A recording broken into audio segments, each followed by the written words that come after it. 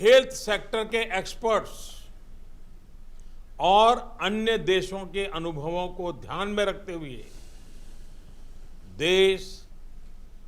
आज एक महत्वपूर्ण निर्णय करने जा रहा है। आज रात 12 बजे से पूरे देश में,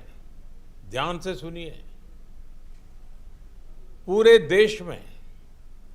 आज रात 12 बजे से संपूर्ण देश में संपूर्ण लॉकडाउन होने जा रहा है। हिंदुस्तान को बचाने के लिए, हिंदुस्तान के हर नागरिक को बचाने के लिए,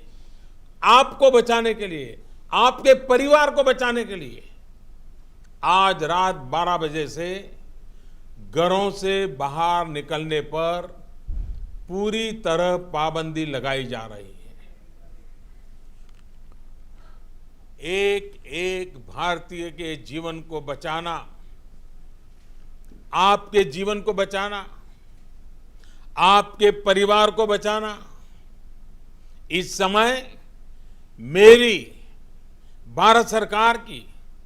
देश की हर राज्य सरकार की, हर स्थानीय निकाय की सबसे बड़ी प्राथमिकता है। और इसलिए